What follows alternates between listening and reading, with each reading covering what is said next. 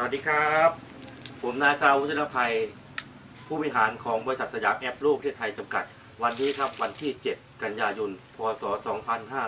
2560 วันนี้ครับผมได้เดินทางมาจังหวัดบึงกาฬมาพบผู้ป่วยคนหนึ่งครับผู้ป่วยนี่ชื่อนายดำรัส ผาพงยุนค่ะครับผมอยู่บ้านเลขที่141บัวโคกหมู่8ครับตำบลภูหมักแข้งอำเภอบึงพุงหลงจังหวัดบึงกาฬค่ะครับผมโรคที่เพื่อนเป็นเนาะที่หนักๆก็คือบ้านฮักโรคเอดส์แล้วก็โรคเกาต์ค่ะที่เฮาลูกก็มี2โรคแค่นี้เฉพาะเคสของเพื่อนค่ะแต่ก่อนเพื่อนก็ย่างบ่ได้เพิ่นสินอนฟุบไปนำนี่ล่ะก่อนเพื่อนที่ว่าบ้านเฮาก็ว่าตายก็มาเห็นพากันมาเบิ่งบัดนี้เอ้าก็เลยถามเพิ่นว่าเป็นอีหยังจักเพิ่นมันลอยไปเบิดมันย่างมาได้เพิ่นสิลอยอยู่ประมาณ2 อาทิตย์ค่ะหลังจากนั้นก็บ่รู้สึกตัวเลยเฮาก็พอมาเบิ่งเพิ่นบ่มาทางเฮาแล้วครับก็เมียนเฮือนเมียนซ่านตัดหญ้าตัดหยังเบิดแล้วจักมาพ่อยาตัวนี้ยา2ตัวนี้ค่ะมีป้าผู้นึงแล้วเอามาให้ซิมบ่ได้เอามาให้นั่นเพิ่นเอามาให้ลองกินเบิ่งจังได๋คนมันสิตายแล้วเพิ่นว่าให้มันกินโลดก่อนที่ว่าสิมากินยาตัวนี้เริ่มแรกเพิ่นตีงได้ซ้ำนี่แล้วก็มีเหงื่อออกเหงื่อเพิ่นสิเริ่มไหลค่ะคนนี่ถ้าว่าใจสิขาดมันสิบ่มีเหงื่อ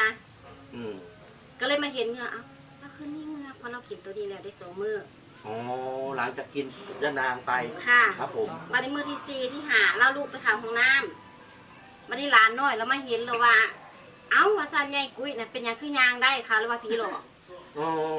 แกเข้าห้องน้ำเองค่ะจากที่ลุกไม่ได้ค่ะแล้วเข้าห้องน้ำเองมาได้ย้ายบ้านหลังนั้นก็เลยมาส่องเบิ่งว่าบ่เชื่อว่าซั่นพอมาเบิ่งแล้วก็ย่างอีหลีก็เลยมาติดตามได้ถามสืบสาวว่ายาตัวนี้มาแต่ไสก็เลยไปรู้จักกับคุณพี่อ๋อคนนี้ชื่อครับชื่อแนะนำครับผมชื่อสุพลทรงอาสาค่ะ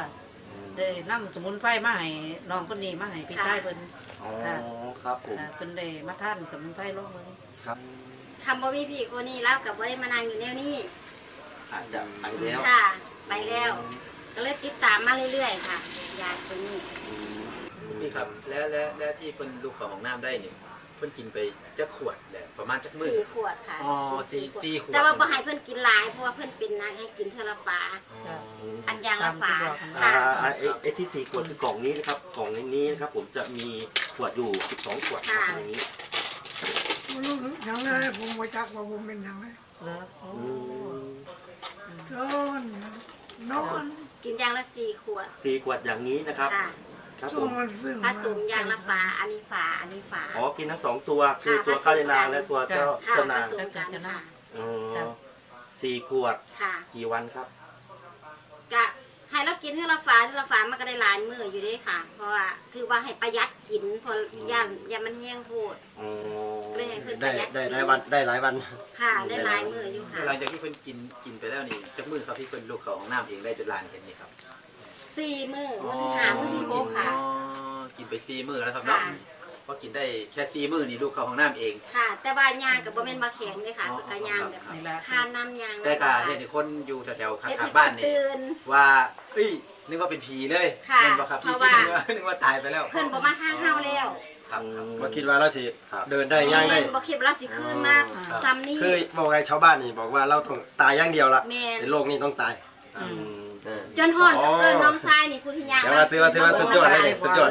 คนคุมีมาเบิ่งเบิดเลยบ่เชื่อว่าเราย่างได้ผีหลอกที่สูว่าซั่นมีพี่ผู้นึงเพิ่นเป็นไอ้เส้นเลือดอุดตันน่ะได้ไปถามแกว่าคนอยู่บัวโคกเฮาแหละแต่ว่าจำชื่อแกบ่ได้ถามว่าอันคุณป้าเป็นหยังเฮาบ่มีลูกอื่นหมอบอกว่าเป็นเส้นเลือดอุดตันเพิ่นก็เลยขอไปลองก็เลยแบ่งให้เพิ่นอย่างละ2ค่ะอันนี้โดยบ่ได้เอาเงินให้คุณพี่เอาแบ่งให้ค่ะแบ่งให้แกเป็นกินซื้อค่ะบ้านนี้พ่อแกไปกินอันนี้ก็2อันนี้ก็2แกแล้วว่ามันดีขึ้น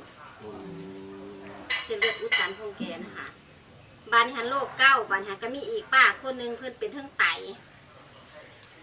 เพิ่นเป็นระยะสุดท้ายอันนั้นก็โอเคอยู่แต่ว่าเพิ่นเลยว่าเดี๋ยวถามลูกเพิ่นสิสั่งน้ำเพราะเพิ่นกินแล้วเพิ่นกินข้าวแล้วเพิ่นก็บ่ได้ไปหาหมอเป็นไรคะท่านสมุนไพรไปแล้วดีใจบ่พอดีใจครับจ้าแต่ก่อนบ่จังซี่ แต่ก่อนนี่ เว้าแน่ สภาพแล้วนี่สิเป็นคือแบบสังคมรังเกียจเลยค่ะ อ๋อเป็น สิเป็นตุ่มเป็นพื้นขึ้นเลย อืม ก็คือโรคเอดส์บ้านเฮาเนาะที่จริงโรคนี่มันก็รังเกียจซื้อมันซื่อๆดอก อ่า บัดพอมากินยานี่แหละ บ่มีเหรอ ซ เนาะ อง หาย ตัว เลย นี้ เนาะ บัดนี้ บ่มีจักตุ่มเลย สุดที่3เลยค่ะ จ้ะ ที่เพิ่น อ๋อเบิด3ชุดละ 3ชุด ชุดที่3 ค่ะ เอาแบบมือเนี่ย บ่มีเลยเห็นบ่เราบ่มีเด้ อันบ่อย่าง ค่ะเราสิเกลี้ยงเลย อันนี้คือโรคเอดส์ อืม โรคเอดส์ เอ็ดจังบ่ ค่ะ ดี